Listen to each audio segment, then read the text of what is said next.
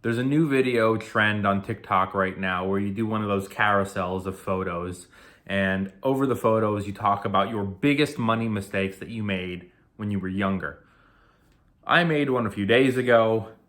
I'll put a link somewhere here, going over all the financial mistakes that I made when I was younger.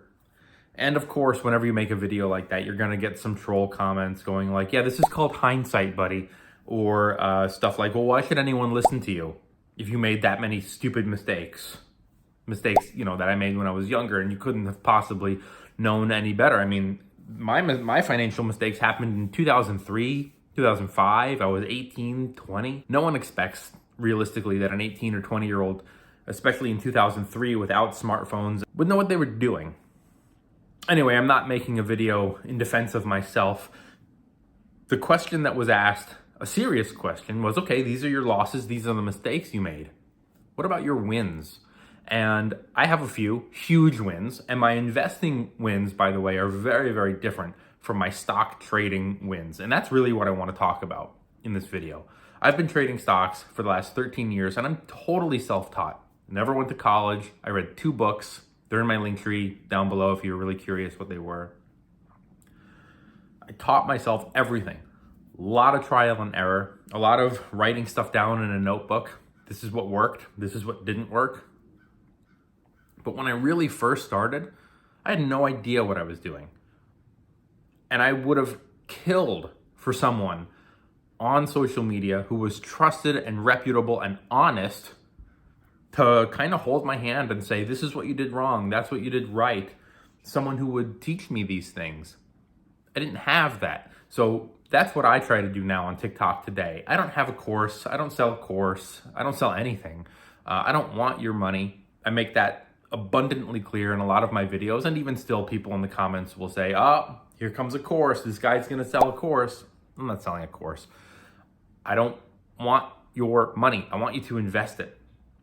The reason that I started on social media, like I said, is that I wish I had someone when I first started 13 years ago to kind of coach me and guide me. See, I worked at a gym, and there were a lot of guys at my gym, older guys, who would trade stocks. They would trade penny stocks, and I only found this out much later on. They were retired. They were lawyers, surgeons, doctors, politicians. I lived in DC, and they were all very, very well off. And they would come in and they would talk about this penny stock and that penny stock. And I thought, I don't have to know what I want to do with the rest of my life. I don't have to know who these guys are or anything like that. I see them, they pull up in Lexuses and Mercedes and Range Rovers. These guys are smart. So I started copying their trades. And I started losing all my money on trade after trade after trade. And like I was saying, it wasn't until a very long time later that I realized that these guys were retired and they were bored, and they would buy 2, 10, 20, 30 shares of these penny stocks. They would be putting in, like $10, $20. It was just for fun. It was just something that they would do for fun. They would come into the gym and be like, oh, I bought this penny stock. I didn't know that. And so I got crushed. And what I would have loved is a person on a social media platform 13 years ago for me to go on and say, I bought this stock. What do you think? And then have that person say, why did you buy that stock? And then I would have said, well, someone at my gym told me. And the honest, reputable content creator on social media would say, that's not a reason. What's your technical analysis? What's your risk management? What's your strategy? What's your exit strategy? What's your entry and exit strategy? Not just for profits, but also for losses. What's your plan? And that's when I would say, oh, I don't know any of that stuff. I don't know any of that stuff. And they would maybe say, read this book, read that book, look at this website, click on my YouTube channel where all my videos are free. It's also a problem because this is also where people will tell you, buy my course. And that's where a lot of people get hurt even further, buying these shady courses from not reputable sources. These pump and dump guys who just push a course on you. There's limited knowledge or information in there. And that's another reason I got on TikTok, to kind of fight against that, because everyone's selling a course. And some of them are good, I'm sure. I have friends who have courses, I'm sure they're very good. But there are other people out there who are just cut and pasting crap together and putting it in an oversized ebook to overwhelm you to the point where you go, well, I'll never get through this, but I'll read it later. And then it ends up buried in a closet, or if it's an ebook, forgotten about on your desktop somewhere. That's not why I got on social media. I never got on social media to sell anything. I got on social media to help. And one of those things is to remind people that investing and trading are two different things. And so when someone says to me, well, what's your biggest win? I think it's very important to say, nowadays, in the age of social media, stock trading is more about selling courses, driving Lamborghinis, chartering jets. It's all an image thing to make you buy a course because you feel inadequate. But that's not ever what stock trading was about to me. When I started trading stocks 13 years ago, my goal wasn't to monetize and sell a course or to post photos of me in back of a Lamborghini or standing in front of a jet.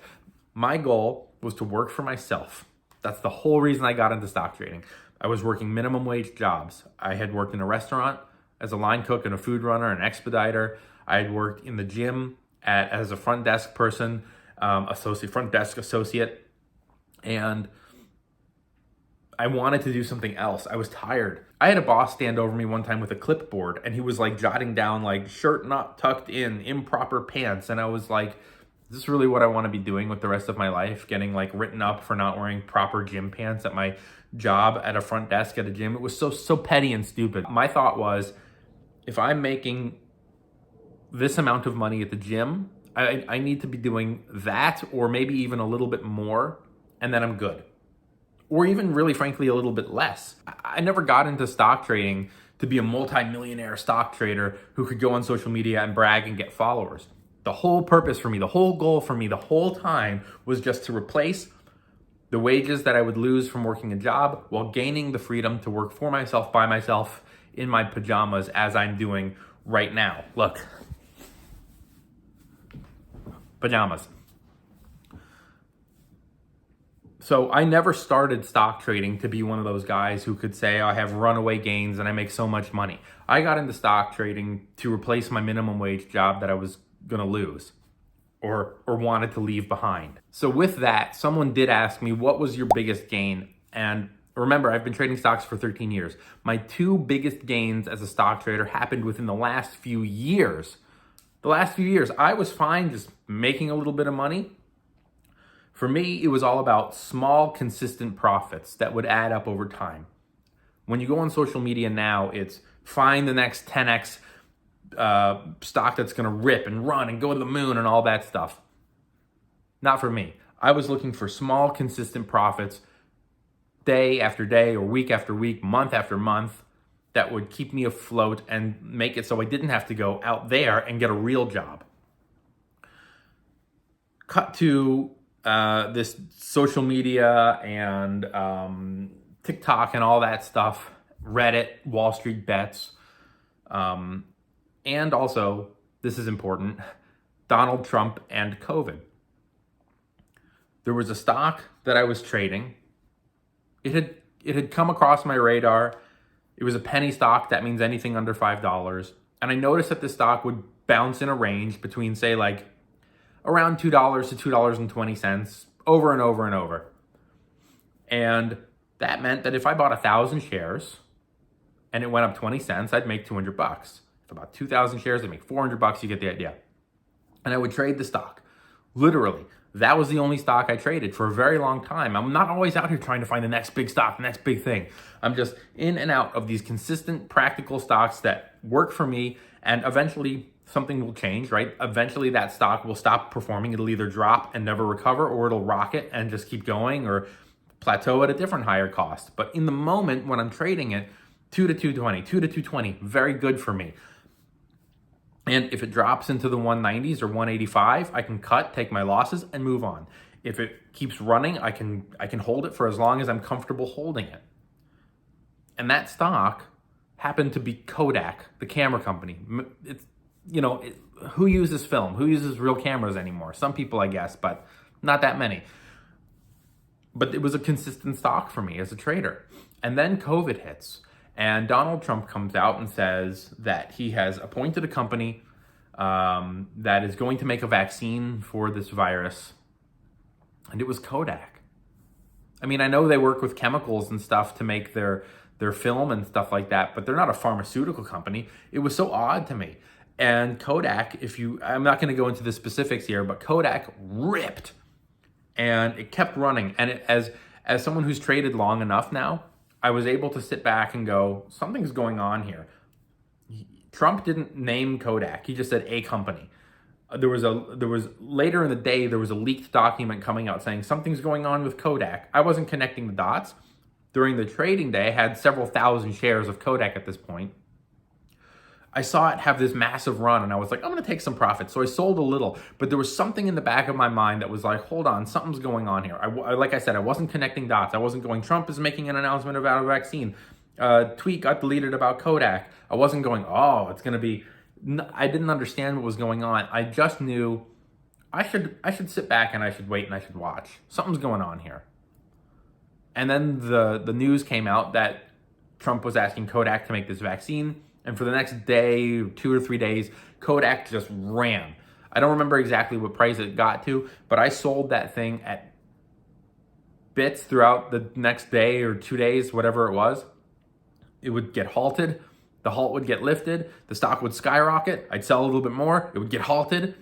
The halt would get lifted. It would skyrocket a little bit more. And I would sell and sell and sell and sell. And I thought at a certain point, this thing is going to dump. And that's what happened. It dropped. But I had exited almost my entire position at this point, and I had made quite a bit of money.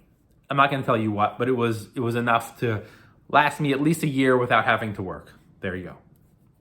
My next big win came a year or so later, in the form of AMC. I bought AMC not as a trade, but as what I viewed to be a COVID recovery stock. So what was happening was AMC was already a stock that was headed on the decline. COVID comes and they announce all theaters are getting shut down. When that happened, the stock dropped even lower. And I said, you know what? As a speculative investment, this is key. As a speculative investment, I'm going to buy a little just purely as a COVID recovery play. I'm going to buy it. I'm going to hold it for a year or two. The stock will go back up, hopefully, when they announce theaters are open again. People will rush back to the theaters, and the stock will have a little bounce. I'll sell, I'll take my profits, and I'll move on. I didn't know anything about Wall Street Bets. I had been on the site one time. I thought it was kind of dumb. This was years ago. And I didn't know much about Wall Street Bets. I didn't know what was going on with GameStop and AMC and the whole short squeeze and, taking down the hedge funds. I didn't understand any of that. All I knew was I bought AMC as a sort of like 1 to 2 year play. Within no time at all, the stock starts to skyrocket, and I did the same thing that I did with Kodak, which is I sold little pieces all along the way, up and up and up and up, until I had enough money where, again, I didn't have to work for a year if I didn't want to. I was set. Took my AMC profits, and I did something that I think is very important and that a lot of young investors should listen to. If you happen to get lucky, and that's all that was, and that's another important part about this. If you happen to get lucky, this was dumb luck. Look, I've been trading stocks for 13 years. I never had trades like this because that was never my goal. My goal was just small, consistent profits. $200 a day, $600 a week, whatever, on a certain trade. And then if I had 3 or 4 trades, I'd pull in a decent amount of money. Whatever, I could pay my bills, pay my condo fees, get my groceries. I lived below my means. Everything was fine. I didn't have a Lamborghini. I didn't have a jet. I didn't want any of that stuff. The whole purpose was I don't want a job. I don't want a minimum wage job with a boss standing over me with a clipboard. So it took me 11 years to have 2 humongous gains like that. And part of the reason that I was able to keep those gains is because I had enough experience to know that I'm going to let these guys ride, right? I can look at the charts, I can read the news, I can see what's going on. I'm not going to rush to take profits very quickly and then go, oh my God, look, it's going higher and higher. And then, be the guy who buys AMC at like $50 a share and now it's $6 or something. I knew enough to not be that guy. I knew enough to say eventually the rug is going to get pulled out and these stocks are going to drop back down for whatever reason. I'm going to lock in my profits along the way up, up, up, up, up. And then when it reverses course and heads back down, hopefully I'll be out of my entire position. And that's kind of what happened. So those are my 2 huge gains. Now, if you want to talk about my investing gains, over the period of decades or a decade, I'm happy to do that as well. I'll do that in a different video since this one is almost 16 minutes and 8 seconds, 9 seconds. I'm gonna wrap it up here. If you thought this was helpful, you know what to do. Hit the follow, hit the bells, hit all that stupid shit. Thanks for watching and have a good day.